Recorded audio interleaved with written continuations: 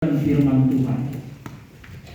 Atas nama Keluarga Besar Sekolah Tinggi Teologi Raja Wali Aras Thamar Indonesia, saya mengucapkan turut berduka cita yang sebesar-besarnya bagi keluarga besar Edwan yang kehilangan dan bersedih berduka cita karena saudara kita Edwan dipanggil pulang pada hari Sabtu kemarin. Sebagai keluarga besar, tempat di mana saudara Edwan pernah ada di sini bersama-sama dengan kami juga dalam menganggap Edwan sebagai bagian dari keluarga ini, sebagai anak kami, sebagai saudara kami, dan sebagai teman kami. Jadi apa yang dirasakan oleh keluarga besar saat ini, itu juga yang kami rasakan sebagai bagian dari keluarga saudara Edwan. Nah, di dalam situasi ini, saudara, sebagai orang Kristen, kita tetap harus mencari pengajaran dan penghiburan dari Tuhan, sehingga kita tidak jatuh ke dalam kesedihan dan duka cita yang membinasakan. Dan untuk itu saya mengajak kita sekalian dalam kesempatan duka cita ini, kita membaca Alkitab firman Tuhan, otoritas tertinggi dan paling mutlak di dalam kehidupan kita sebagai orang percaya. Dari Mazmur pasal 39 ayat yang ke-13 dan ayat yang ke-14. Mazmur 39 ayat yang ke-13 dan ayat yang ke-14. Saya akan bacakan bagi kita sekalian. Dengarkanlah doaku, ya Tuhan, dan berilah telinga kepada teriakku minta tolong. Janganlah engkau berdiam diri melihat air mataku, sebab aku menumpang padamu. Aku pendatang seperti semua nenek moyangku. Alihkanlah pandanganmu daripadaku, supaya aku bersuka cita sebelum aku pergi dan tidak ada lagi. Saudara yang terkasih, kita orang Kristen, seringkali kita tanpa sadar kita hidup dengan sebuah mitos kecil. Mitos kecil yang kita taruh di dalam benak kita, termasuk itu membentuk ekspektasi kita, harapan kita terhadap hidup ini dan bagaimana hidup ini harus memperlakukan kita. Mitos kecil itu adalah kalau saya orang yang baik, kalau saya orang yang nice, kalau saya orang yang menjaga tutur kata saya, menjaga perilaku saya, menjaga bagaimana saya berelasi dengan orang-orang lain tiap-tiap saat. Kalau saya orang baik, maka hidup akan memperlakukan saya juga dengan baik. Itu mitos kecil yang kita asumsikan secara tidak sadar tiap-tiap hari, meskipun kita orang Kristen. Itulah sebabnya ketika sesuatu yang buruk terjadi, ketika sesuatu yang menyakitkan terjadi, ketika sesuatu yang membuat kita menderita terjadi, secara default, secara otomatis kita langsung resort, kita langsung menuju kepada pemikiran jangan-jangan ada something wrong, jangan-jangan ada sesuatu yang salah dengan hidup saya. Kenapa kita langsung berpikiran begitu? Karena kita hidup dengan mitos kecil yang tadi. Kalau saya orang baik, maka hidup akan bersikap baik kepada saya. Kalau saya tidak menyakiti orang lain, maka hidup tidak akan menyakiti saya. Kalau saya tidak merugikan orang lain, maka hidup tidak akan merugikan saya. Kalau saya tidak membuat orang lain kecewa, maka hidup tidak akan mengecewakan saya. Saudara, itu adalah sebuah mitos. Itu sama seperti saudara berkata, karena saya tidak makan singa, maka singa tidak akan memakan saya. Saudara, apa yang terjadi di dalam hidup ini seringkali terjadi secara jamak, secara sporadik, tanpa kita ekspektasi, tanpa kita bisa kendalikan, tanpa kita bisa kontrol. Seringkali itu tidak harus berarti bahwa ada sesuatu yang salah secara spesifik dengan hidup kita. Dan kalau kita baca Mazmur ini, saudara, Mazmur 39. Di dalam seluruh kitab Mazmur, di dalam seluruh kitab Mazmur hanya ada 2 Mazmur. Hanya ada 2 Mazmur, Mazmur 39 dan Mazmur 88, di mana sampai Mazmur berdoa di dalam kesukaran, di dalam kesulitan, di dalam situasi yang menyesakan hidupnya. Pemazmur berdoa dan tidak ada jawaban. In fact, 2 minggu yang lalu ketika saudara Edwan masih di sini, saat saya baru pulang dari Surabaya, saya baru saja berkhotbah dari Mazmur 88. Apa yang harus kita lakukan pada masa kegelapan, pada masa darkness. Dan darkness di situ bukan karena kita melakukan dosa yang gelap, tapi darkness di situ adalah situasi yang sukar, yang sulit, yang menyesalkan, yang kita tidak tahu kenapa terjadi, tapi terjadi dan tidak ada harapan. Mazmur 88 adalah sebuah mazmur yang kalau saudara baca dari awal sampai dengan akhir, tidak ada jawaban doa bagi seruan sampai mazmur di dalam kesesakan. Even sebanyak 3 kali di dalam mazmur itu, ayat 7, ayat 13, ayat 19, ayat terakhirnya, muncul kata darkness, kata kegelapan di situ. Dan bahkan mazmur itu diakhiri dengan kata kegelapan. Bukan hanya di dalam bahasa Indonesianya, tapi bahkan di dalam bahasa aslinya, bahasa Ibrani. Jadi sebuah doa kepada Tuhan, dan sebuah doa kepada Tuhan diakhiri dengan darkness, diakhiri dengan kegelapan. Nah, satu mazmur yang lain yang senada serupa dengan intonasi dari Mazmur 88 adalah Mazmur 39.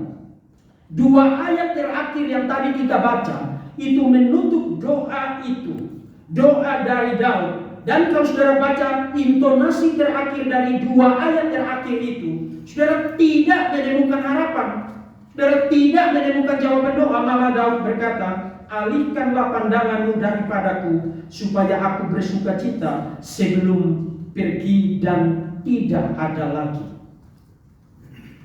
Nah, ini sangat berbeda dari mayoritas mazmur lamentation, mazmur ratapan di dalam seluruh kitab Mazmur. Kita ambil contoh misalnya Mazmur 17. Mazmur 17 juga adalah sebuah mazmur ratapan, mazmur seruan di dalam kesesakan, di dalam keputusasaan, di dalam penderitaan. Bahkan LAI memberi judul diburu dengan tidak bersalah. Tapi saudara lihat bagaimana mazmur itu berakhir. Tetapi aku dalam kebenaran akan kupandang wajahmu, dan pada waktu bangun aku menjadi puas dengan rupamu. Jadi meskipun di dalam penderitaan, meskipun di dalam kesukaran, di dalam kesesakan, diperlakukan tidak adil dan diburu secara tidak bersalah, tapi doa itu diakhiri dengan doa kemenangan. Aku akan memandang wajahmu, dan aku akan bersuka cita karena melihat rupamu, melihat wajahmu. Nah, intonasi ini kita tidak dapatkan di dalam Mazmur 39. Kenapa? Kenapa ini ada di dalam Alkitab? Sebuah doa kepada Tuhan, karena ada penderitaan, karena ada tears, karena ada tangisan, karena ada air mata, tapi tidak ada jawaban. Nah, saudara, apa yang kita bisa pelajari dari Mazmur ini dalam kaitan dengan konteks spesifik kita saat ini, dalam keadaan duka cita, ketika ada air mata pada mata kita. Nah, kita akan merenungkan Mazmur ini dengan tema menangis di dalam Tuhan, crying in the Lord. Saudara, menangis di dalam Tuhan, ada 3 hal yang harus kita ingat, yang kita bisa tarik pelajarannya dari Mazmur ini. Pertama, menangis di dalam Tuhan berarti kita menangis dalam realisasi akan kasih karunia Tuhan. Satu kali lagi, crying in the Lord, menangis di dalam Tuhan berarti kita menangis sebagai orang percaya dalam kesadaran, dalam realisasi akan kasih karunia Tuhan. Saudara yang terkasih, kalau saudara baca 2 ayat terakhir, even saudara baca ayat pertama sampai dengan ayat yang ke-14, banyak sekali kata-kata sampai Mazmur itu yang kalau saudara orang Kristen sejati, saudara tidak akan ngomong itu kepada Tuhan. Kalau saudara dalam keadaan normal, kalau saudara dalam keadaan sadar, saudara tidak akan menyalahkan Tuhan. Bahkan kalau 2 ayat terakhir tadi, Daud seakan-akan bilang begini, sudahlah Tuhan, jangan terus-menerus menekan aku, jangan terus-menerus menimpa aku dengan kesukaran, dengan air mata. Alihkan sedikit saja pandanganmu, supaya aku mati, dan aku bisa mendapatkan sukacita. Sukacita bukan karena pertolongan Tuhan, tapi sukacita karena mati di dalam kesesakan. Itu kata-kata Daud. Alihkan pandanganmu daripadaku, supaya aku bersukacita sebelum aku pergi dan tidak ada lagi. Artinya begini, sekarang satu-satunya sukacitaku adalah kematian. Satu-satunya penghiburanku bukan pertolonganmu. Satu-satunya kegembiraanku bukan karena tanganmu terulur dan memberikan aku kelepasan dan kelegaan. Aku sudah berteriak, sudah berseru, tapi seperti menabrak tembok, seperti berseru kepada kebisuan dan kehampaan. Maka biarlah satu-satunya sukacitaku, kegembiraanku adalah kematian. Jadi Daud mengakhiri doa ini, saya akan bilang, jalan keluar dari kesesakanku bukan Tuhan, tapi kematian. Nah, saudara mulai pikir baik-baik. Kalau saudara seorang anak Tuhan, kalau saudara seorang yang ngerti Alkitab, firman Tuhan, apalagi kalau saudara seorang hamba Tuhan, apakah itu kata-kata seseorang yang kenal Tuhan? Itu kata-kata desperate, kata-kata orang yang sudah kehilangan hope, kata-kata orang yang sudah sangat putus asa. Dia tidak lagi melihat ada jalan keluar untuk apa yang sedang terjadi di dalam hidupnya. Maka dia bilang satu-satunya jalan keluar adalah kematian, dan itu adalah sukacita. Saudara, maka pertanyaannya adalah kenapa Mazmur semacam ini, doa semacam ini ada di dalam Alkitab? Bukankah seharusnya kita pikir doa yang benar, yang teologinya benar, yang ada di dalam Alkitab adalah, yes, saya tahu ada penderitaan, yes, saya tahu ada kesulitan, yes, saya tahu ada ketidakadilan, yes, saya tahu ada orang yang akan menyakiti saya, merugikan saya tahu akan ada kehilangan, saya tahu akan ada kematian, tetapi Tuhan adalah penolongku, Tuhan adalah gunung batuku, Tuhan adalah kota bentengku. Bukankah teologi doa yang benar itu begitu, bukan? Dan kenapa ada semacam anti klimaks dari doa Daud di dalam Mazmur 39? Saudara, itu membuktikan poin yang tadi saya katakan kepada saudara. Di dalam keputusasaan kita tetap bisa melihat realisasi dari kasih karunia Tuhan. Maksudnya apa? Saudara, Tuhan itu bukan Tuhan. Tuhan itu bukan hanya Tuhan bagi kita saat emosi kita stabil. Tuhan itu bukan hanya Tuhan bagi kita saat kita menjadi anak-anak yang nice. Tuhan tetap adalah Tuhan bagi kita, bahkan ketika kita berkata-kata di dalam desperation, di dalam keputusasaan, bahkan ketika kata-kata kita tidak teratur, bahkan ketika kata-kata kita menyalahkan Tuhan, bahkan ketika kata-kata kita di dalam keputusasaan itu tidak mencerminkan teologi yang benar.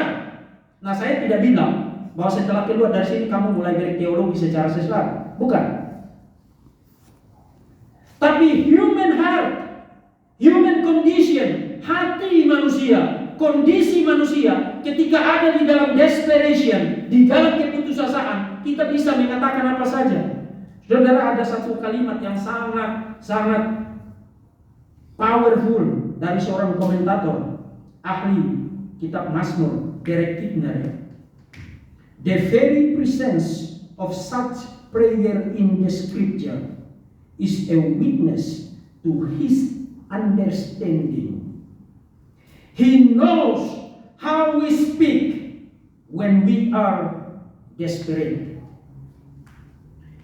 Kehadiran doa semacam ini di dalam kitab suci adalah saksi, adalah bukti bahwa dia mengerti. Dia mengerti, dia tahu bagaimana kita bicara ketika kita ada di dalam desperation, ada di dalam keputusasaan. Saudara, Tuhan bukan hanya Tuhan yang mendengar doa. Saat doa kita itu kita ucapkan dengan kata-kata yang teratur. Yes, kita harus berdoa dengan kata-kata yang teratur. Yes, kita harus berdoa dengan teologi yang benar. Tapi pada saat situasi gelap, pada saat semua orang meninggalkan kita, pada saat anak yang kita kasihi terbaring, terkujur, tanpa nyawa di hadapan kita, pada saat orang merugikan kita, pada saat orang menyakiti kita, hati kita sebagai manusia tidak selalu stabil. Dan dalam kondisi semacam itu, kita bisa berteriak, kita bisa berkata apa saja yang sebenarnya itu completely salah. Tapi apakah dalam situasi semacam itu kemudian Tuhan bilang, oke, saya interupsi, saya pause dulu, saya berhenti dulu jadi Tuhan bagi kamu? Tuhan tetap adalah Tuhan bagi Daud. Even ketika dia bilang, saya tidak ada harapan, penghiburanku hanya kematian, alihkan pandanganmu dan saya akan mendapatkan sukacita dengan kematian.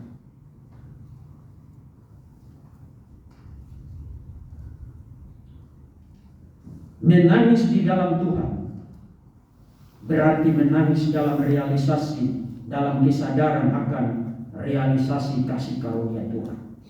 Dan tidak ada tempat di mana Tuhan dapat engkau lihat kebesaran kasih karunia-Nya selain daripada tempat di mana banyak genangan air mata.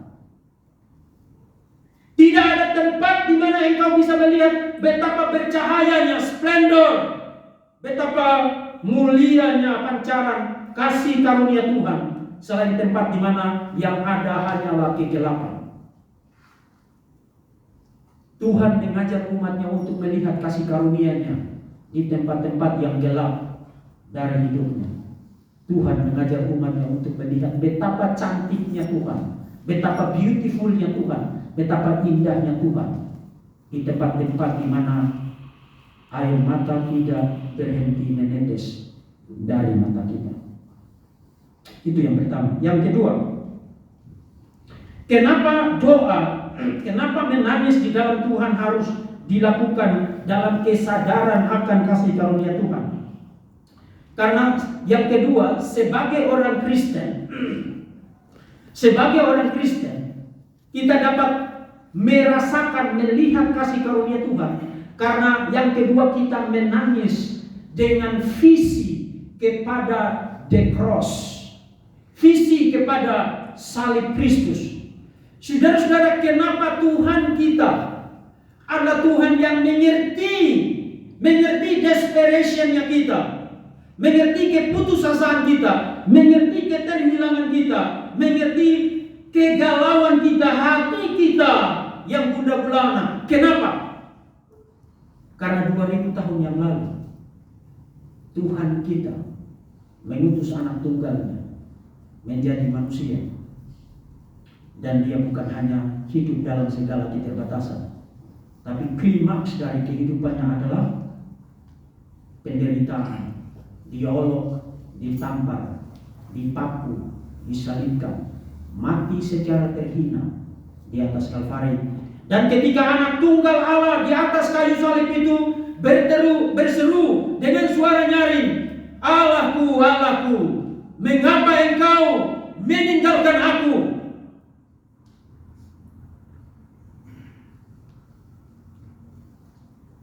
Pada saat sang anak Allah berseru demikian, sang Bapa menumpahkan seluruh cawan murka, cawan keadilan itu ditimpakan atas anak tunggalnya, supaya hari ini kalau engkau berseru, Allahku, Allahku, mengapa engkau meninggalkan aku, Bapa tidak lagi memalingkan wajahnya daripadaku. 2000 tahun yang lalu Bapa pernah memalingkan wajahnya dari anak tunggalnya, supaya hari ini ketika engkau berseru, Bapa tidak lagi memalingkan wajahnya daripadamu.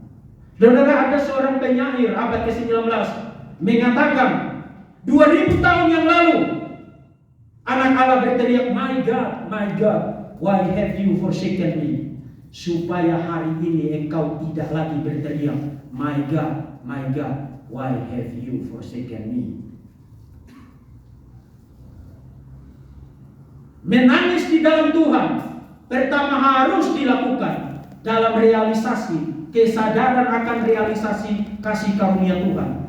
Kedua, menangis di dalam Tuhan harus dilakukan dalam visi kepada salib Kristus. Karena dengan visi yang demikian, air mata kita akan menghasilkan sukacita. Ketika anak tunggal Allah berseru demikian, dan ketika Bapa memalingkan wajahnya dari anak tunggalnya yang menjadi kutuk atas dosa kita, pada akhirnya itu mendatangkan sukacita, mendatangkan keselamatan. Saudara-saudara yang terkasih, dengan visi kepada salib Kristus, sebenarnya kita tidak lagi benar-benar ditinggalkan oleh Bapa. Even ketika kita merasa bahwa Tuhan tidak hadir dalam hidup kita, even pada saat dimana kita tidak bisa lagi merasa kehadiran Tuhan dalam hidup kita, tapi Tuhan tidak benar-benar meninggalkan kita. Karena semua yang menjadi alasan Tuhan harus meninggalkan kita telah ditanggung dan dipikul dan dibayar lunas oleh anak tunggalnya di atas kayu salib 2000 tahun yang lalu. Dan yang ketiga, menangis di dalam Tuhan selain harus dilakukan dengan kesadaran akan realisasi kasih karunia Tuhan, selain harus dilakukan dengan visi kepada salib Tuhan Yesus, menangis di dalam Tuhan berarti mendoakan air mata kita. Mendoakan air mata kita. Saudara, yang saudara baca di sini ini bukan orang berpuisi, sekadar berpuisi. Yang saudara baca di sini adalah sebuah prayer, sebuah doa.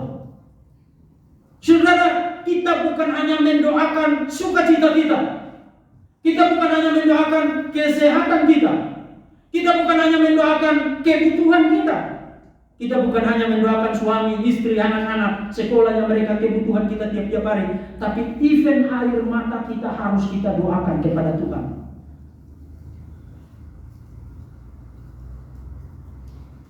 Dengarkanlah doaku ya Tuhan, dan berilah telinga kepada teriakku minta tolong. Jangan berdiam melihat air mataku, mendoakan air mata kita. Tuhan, jangan berdiam melihat air mataku, sebab aku menumpang padamu, aku pendatang seperti semua nenek moyangku. Nah, apa yang akan terjadi pada saat kita mendoakan air mata kita? Ada dua hal. Yang pertama, mendoakan air mata kita akan menjauhkan kita dari sikap tendensi mengasihani diri. Saudara, orang yang bersedih, orang yang berputus asa, orang yang ada dalam kepahitan, bitterness, cenderung menjadi orang yang mengasihani diri. Pertama, mempresentasikan dirinya seakan-akan dia selalu susah. Jadi setiap kali ketemu orang, dialah yang paling susah di dunia ini. Kedua, bukan hanya dialah yang paling susah, tapi semua orang lain adalah penyebab dari kesusahannya. Jadi dia bukan hanya mengasihani dirinya sendiri, tapi melemparkan semua kesalahan itu kepada semua orang yang lain. Kenapa ini terjadi? Kenapa kamu begitu? Kenapa dia begitu? Kenapa hidup saya ini kok tak pernah enak? Begitu. Self pity. Jadi saudara mungkin perlu bikin pesta mengasihani diri. Self pity party. Saya selalu menderita dan orang lain selalu salah. Why? Karena kamu tidak mendoakan air matamu. Air matamu kamu tumpahkan, kemudian kamu taruh di kirbat-kirbat manusia. Kamu tidak taruh di dalam kirbatnya Tuhan. Air mataku kutaruh di dalam kirbatmu. Dan Tuhan tidak memandang rendah air mata yang ditaruh di dalam kirbatnya Tuhan. Mendoakan air mata akan menolong kita untuk tidak jatuh ke dalam self pity party, pesta pengasihatan diri, dan menyalahkan semua orang yang ada di sekitar kita, menyalahkan hidup, menyalahkan Tuhan. Tuhan tidak sayang kepada saya, Tuhan tidak mengasihi saya, Tuhan tidak adil. Kenapa dia ambil anak saya? Kenapa ini terjadi? Dan seterusnya. Why? Kamu tidak mendoakan air matamu. Pemasmur sadar akan betapa beratnya hidup ini. Hidup ini memang akan ada penderitaan, air matanya dia doakan kepada Tuhan. Itu yang pertama yang terjadi kalau kita mendoakan air mata kita. Yang kedua, dan ini yang paling penting, saat kita mendoakan air mata kita, kita menjadi lebih seperti Tuhan Yesus. Apa yang dilakukan Yesus ketika ada di atas salib itu? Ya Bapa, ampunilah mereka, karena mereka tidak tahu apa yang mereka perbuat. Saudara-saudara, itu kontradiksi dari self pity party, pesta pengasihan diri. Yesus tidak bilang di atas sana, itu salah kamu imam besar, kamu goblok. Itu salah kamu Yudas, itu salah kamu hai para prajurit Romawi. Yes, mereka salah. Tapi karena mendoakan itu kepada Tuhan, maka Yesus dapat berkata, ya Bapa, ampunilah mereka, karena mereka tidak tahu apa yang mereka lakukan. Yang Yesus lihat adalah kebutuhan akan pengampunan, bukan kebutuhan untuk disalahkan. Itulah yang akan terjadi pada kita. Setiap kali kesulitan terjadi, setiap kali kesesatan terjadi, bahkan kematian terjadi, keterhilangan terjadi, air mata kita tumpah, dan kita mendoakan, kita dilepaskan dari self pity party, dan yang kedua kita menjadi lebih seperti Tuhan Yesus. Kiranya Allah Tritunggal Bapa, Putra dan Roh Kudus memberkati, dan bukan hanya memberkati tapi memberikan kita hati yang lembut untuk taat kepada firman Tuhan dan bersandar hanya kepada Dia. Tuhan kami